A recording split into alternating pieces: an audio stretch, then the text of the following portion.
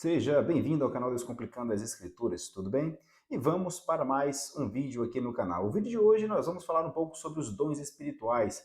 Foi pedido aí nos comentários que nós fizéssemos uma breve exposição sobre os dons espirituais e o vídeo de hoje vai ser nesse sentido. Vamos falar sobre os dons espirituais. Vamos nessa?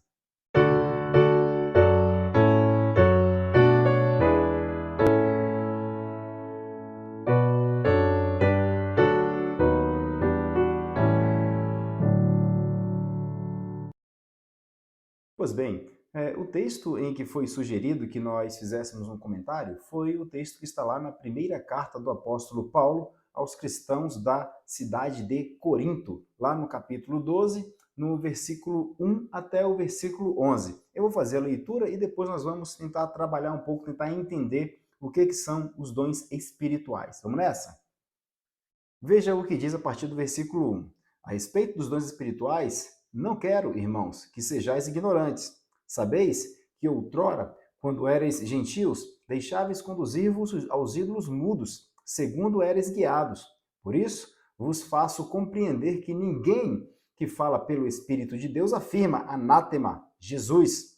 Por outro lado, ninguém pode dizer Senhor, Jesus, senão pelo Espírito.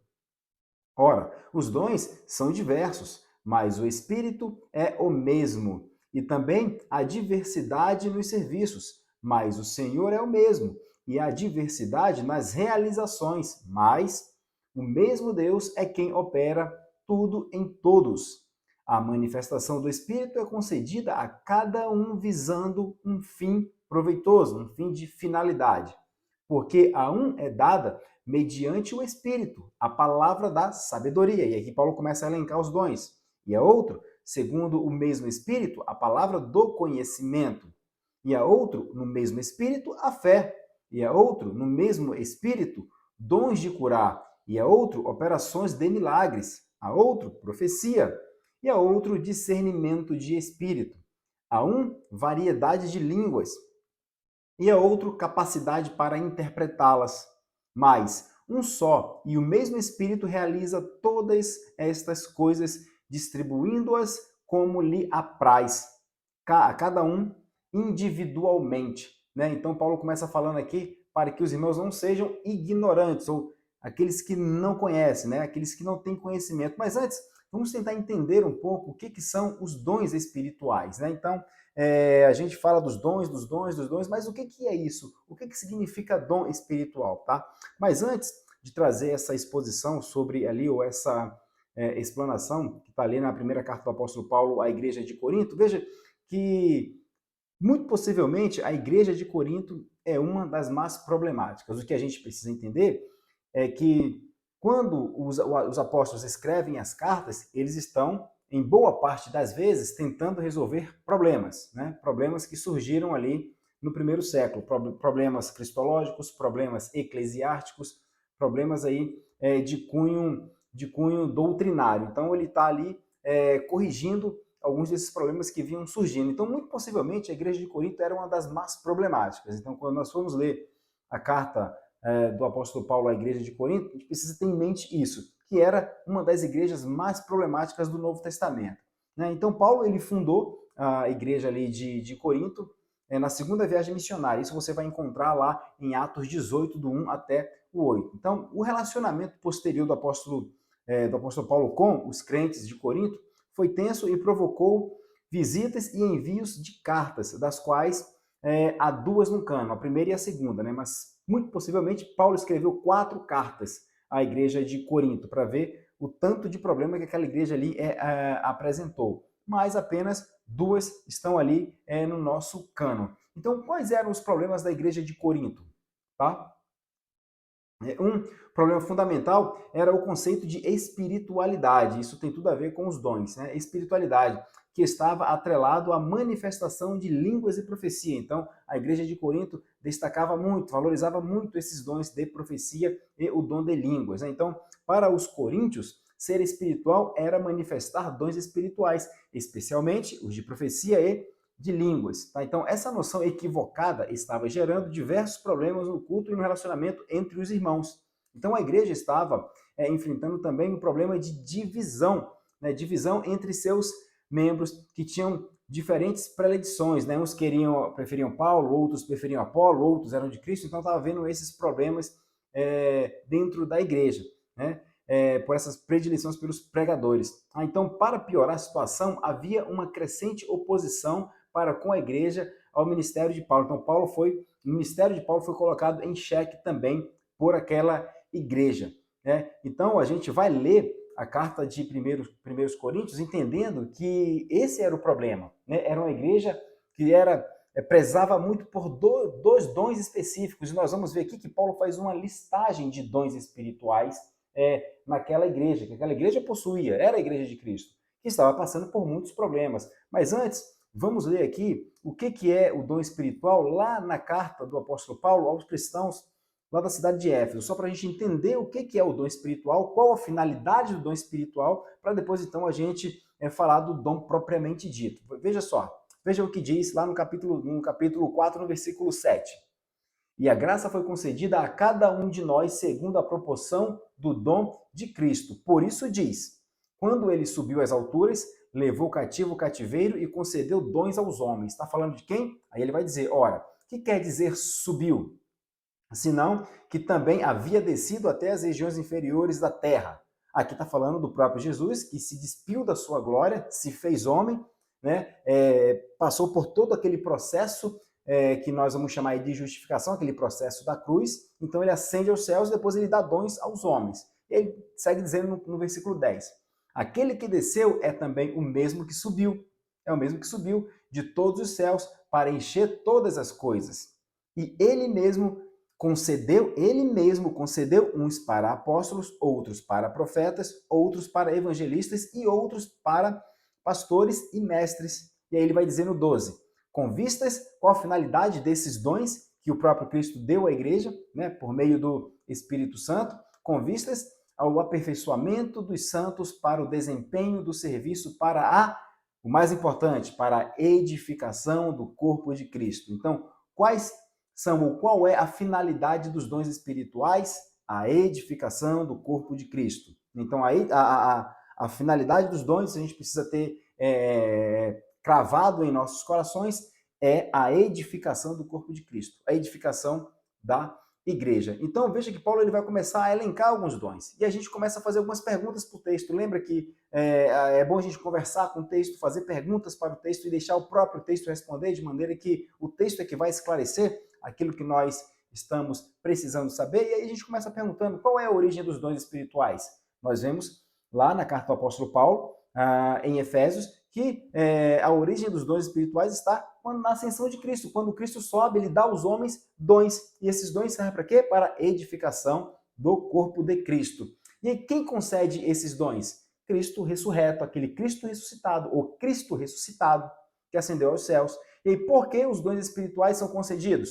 E aí, o apóstolo Paulo responde, para a edificação da igreja. Então, a gente já sabe para que servem os dons espirituais e quem os deu à igreja, né? E aí Paulo começa a elencar vários dons aqui. Aí ele começa falando da palavra de sabedoria, ele começa falando da palavra de conhecimento, ele começa falando da fé, depois ele fala do dons de curar, operação de milagres e discernimento de espírito, variedade de línguas, interpretação de línguas. Então veja que nós vamos ver aqui na Bíblia que 3 cartas paulinas, elas contêm listas de dons espirituais, que é lá em Romanos, a gente vai ver isso lá em Romanos no capítulo 12, a gente vai ver lá em Coríntios, aqui do 12 até o 14, falando dos dons também, Efésios capítulo 4, e também a gente vai ver Pedro mencionando os dons de oratória e de serviço. Então perceba que nós temos essas 4 epístolas falando dos dons espirituais e todas elas convergindo para o mesmo propósito,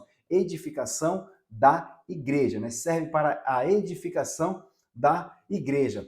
Quando Paulo começa a elencar o primeiro dom, palavra de sabedoria, o que é essa palavra de sabedoria, né? O termo lá em grego é logos sofia, né? De onde vem a palavra de filosofia, né? Que é sabedoria e palavra, em que João chama o Cristo de logos, né? A palavra, a lógica, a razão.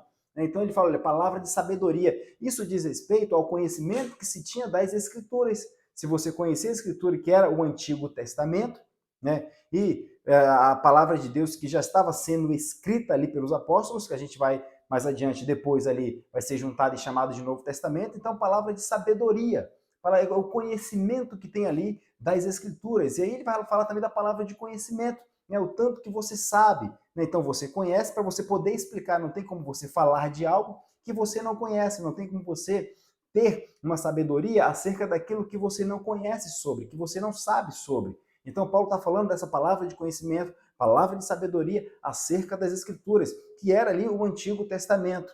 E aí eu trouxe para cá, adiantei aqui profecia, que ele fala a palavra de profecia, que também diz respeito ao Antigo Testamento. E a gente precisa entender o que é profecia. Veja, quando nós falamos em profecia, lembremos do Antigo Testamento. No Antigo Testamento, Deus usava os homens, né, o ofício de profeta, e por meio dele trazia a mensagem que ele queria. Então, aqueles homens estavam falando a palavra de Deus, né? A Bíblia Sagrada, Antigo Testamento, palavra de Deus. Eles estavam trazendo a palavra de Deus para o povo de Deus. E se nós voltarmos lá em Gênesis 3,15, nós vamos perceber que Deus fez uma promessa de enviar o Salvador, que era Jesus Cristo. Então, tudo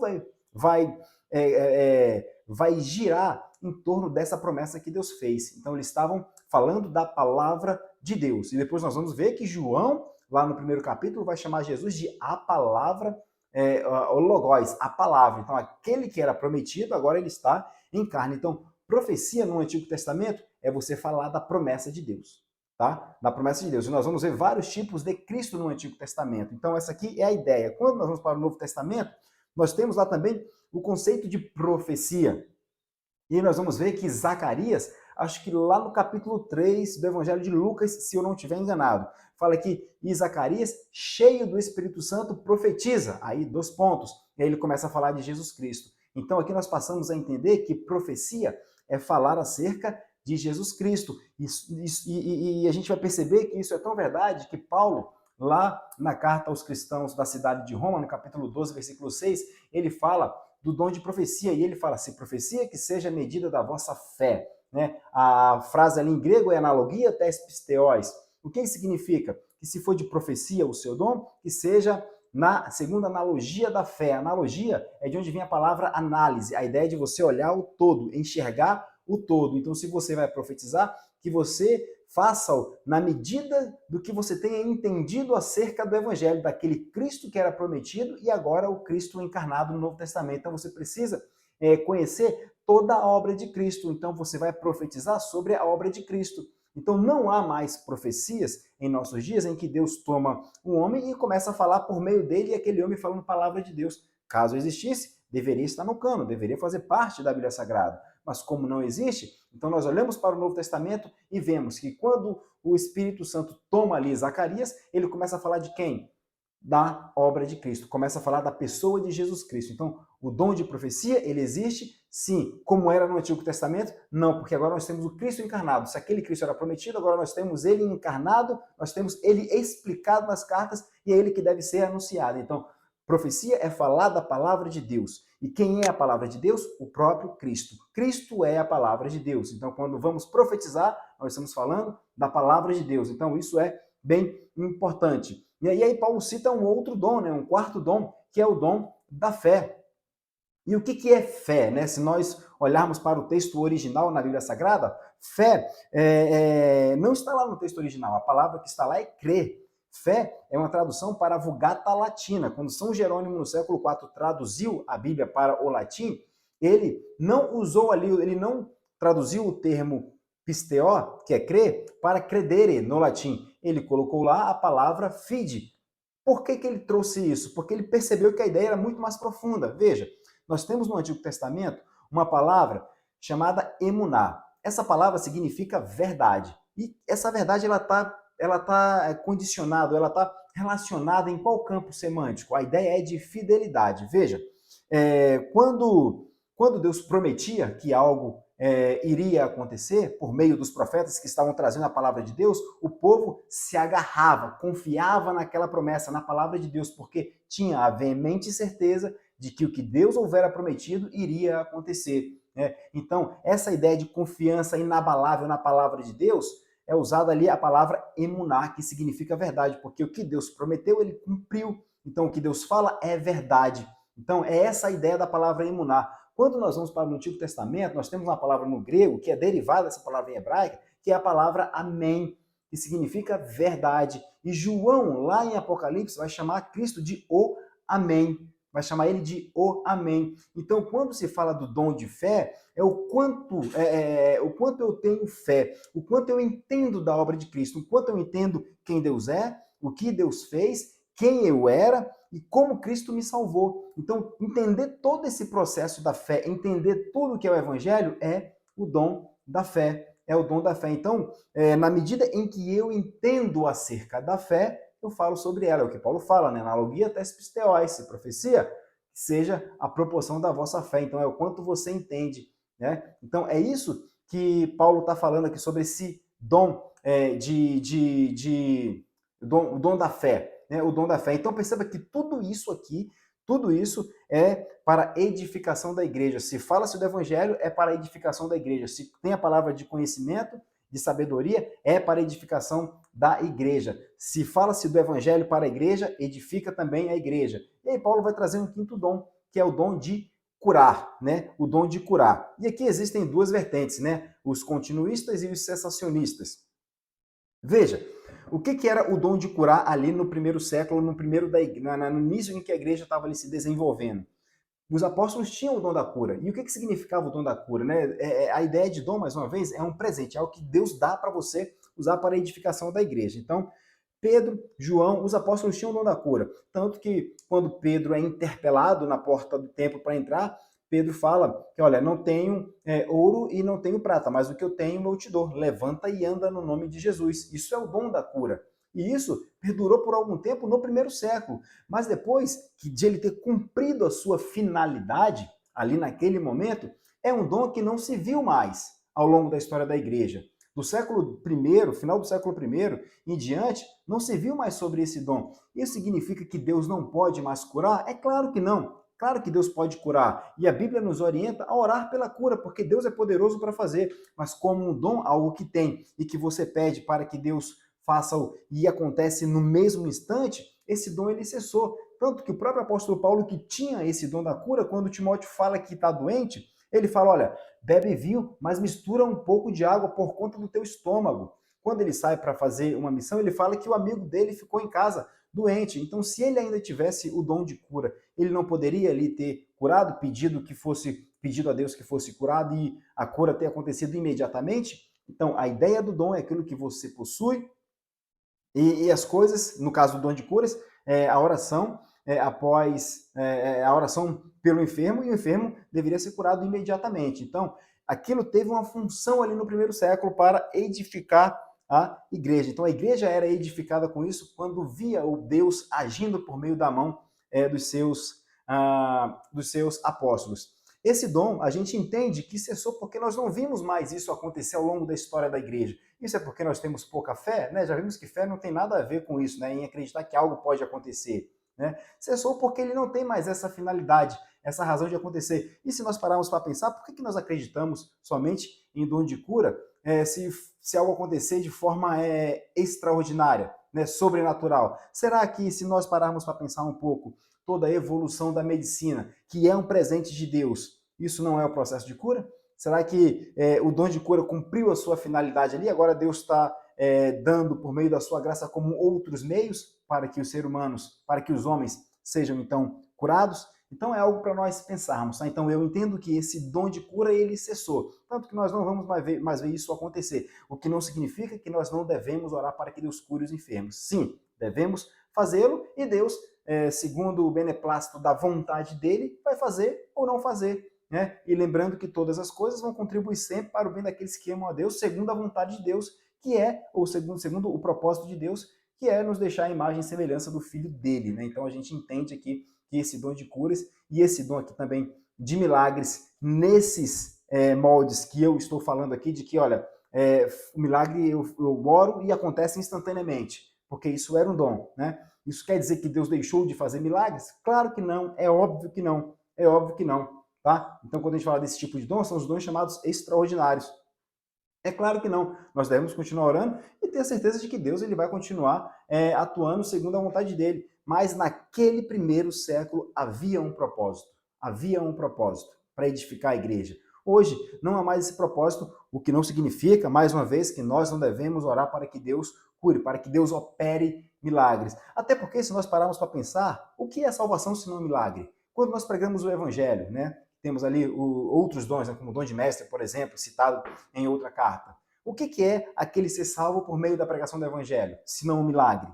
Se não um milagre, né? Então a gente precisa entender que alguns dons, como o de milagres e esse dom de curar, é um dom que teve um propósito, teve uma finalidade no primeiro século e que hoje não há mais. Caso contrário, a gente não vê falar mais disso, a gente teria ouvido falar disso ao longo da história da igreja. Tá?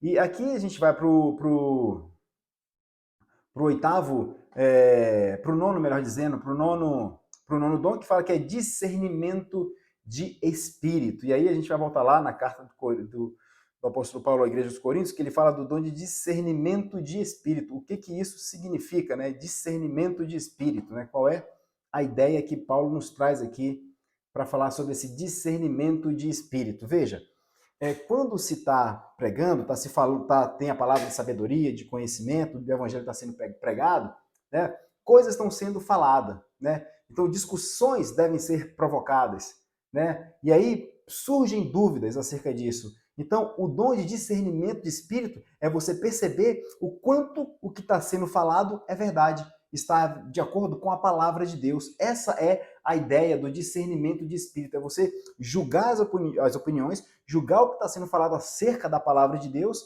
e compreender se aquilo está de acordo ou não com a palavra de Deus. Isso é o discernimento de espírito que Paulo está ali falando também na igreja de Corinto. Tá? E aí a gente vai para o oitavo dom, que é o variedade de línguas. Esse aqui eu não vou entrar muito em detalhes, porque no nosso quadro Descomplicando o Texto, me pediram para eu comentar ali, no mesmo capítulo de Coríntios, acho que no versículo 2, que fala em línguas, fala em mistério. E ali eu quero tratar um pouco mais sobre esse dom de línguas. Mas aqui, a palavra que está ali, deixa eu só ler de novo aqui o texto para poder. Ele fala aqui a variedade de língua, né? Então, línguas diversas. A palavra ali no original é glossa, né? A ideia é de dialeto, vários dialetos. E aí fala que a necessidade, que é o nono dom que Paulo cita ali, que é o dom de interpretar as línguas. Então, é interessante a gente entender que esse dom de variedades de língua não é uma língua que ninguém conhece. A gente vai perceber isso quando lê lá em Atos 2, que quando Deus, o Espírito Santo, desce sobre os discípulos de Cristo, eles começam a falar em outras línguas. E aí, mais adiante, o texto começa a explicar quais são essas línguas que eles estão falando. E todos começam a entender o que eles estão falando, tá? Veja que é interessante quando eu fiz uma pesquisa sobre esse dom de língua, à luz do Antigo Testamento, quando fala numa língua estranha, melhor dizendo, né? Língua estranha, língua estranha, língua estranha. E em todo o Antigo Testamento, e aí eu consultei a Septuaginta, o grego, porque o hebraico ainda estou engateando no hebraico, então o grego tem uma facilidade maior.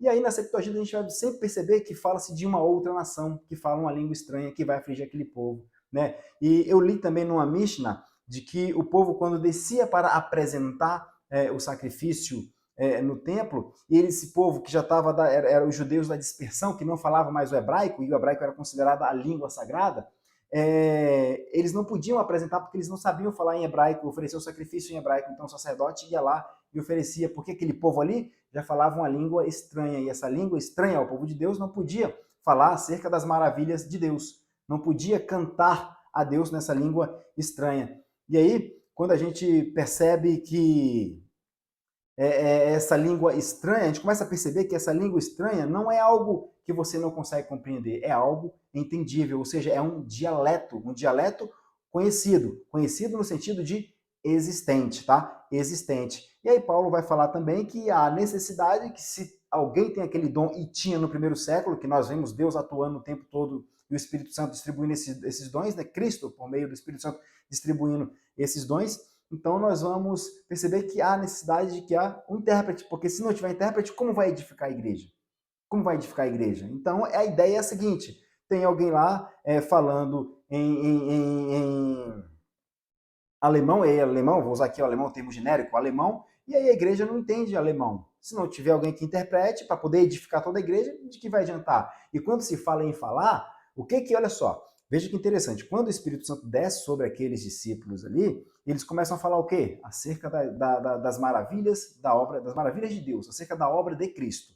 E eles começam a ouvir acerca dessas maravilhas de Deus, que é a obra de Cristo. Então, falar em outra língua, em língua estranha, acerca das obras de Cristo, não era muito aceito no meio dos judeus. E aí depois, percebemos Paulo falando que não há judeu, não há mais grego, né, um povo só, e aí a gente começa a entender que o dom de línguas não é uma língua que ninguém entende, é uma língua que é compreensível, uma língua entendível. Tá? E aí a necessidade também, o nono dom que Paulo cita aqui nesse texto de 1 Coríntios capítulo 12, é o dom de interpretação de línguas. Tá? Então são esses nove dons que Paulo ele cita aqui e que devem servir para a edificação da igreja. Se não edificar a igreja, é um problema muito sério. Eu não sei se você já percebeu, eu como fiz parte durante algum tempo de uma igreja pentecostal e outra até meio que neopentecostal, e aí a gente percebe que quando alguns queriam parecer mais espirituais que outros, principalmente aqueles que iriam subir ao púlpito, iriam pregar,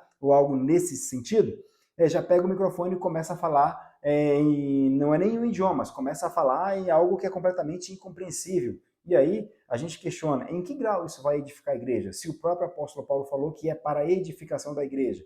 Então, se não tem como edificar a igreja, não está servindo, não é útil. Né? Então, a gente percebe que a igreja de Corinto estava passando por esse problema grave. Estava valorizando muito o dom de línguas e o dom de profecia e deixando todo o resto de lado, porque queriam parecer mais espirituais do que outros. Tá certo? Então, essa foi a nossa breve, foi um vídeo mais longo, né? Mas ainda assim breve, diante da quantidade de coisa quantidade de conteúdo que tem aqui nessa carta para a gente poder explorar. Mas esse foi o nosso vídeo de hoje, que você possa curtir, compartilhar, comentar para que esse vídeo possa se tornar relevante, alcançar outras pessoas. E se você sentir vontade de contribuir no crescimento desse canal, você pode se tornar membro. Por apenas R$ 4,99 por mês, você ajuda no crescimento desse canal e ainda tem acesso a conteúdos exclusivos para membros, tá? Exclusivos para membros, como por exemplo um curso de introdução à interpretação bíblica e outro que é explicando as heresias. E aí outros cursos estão por vir também para quem é membro desse canal. Então se você gostou, curte, comenta, compartilha, se inscreve no canal, torna membro, ajuda esse canal a crescer e que a palavra de Deus aí possa ser disseminada por este meio que é a internet, tá bem? Então fique com Deus, até o nosso próximo vídeo, se assim Deus nos permitir.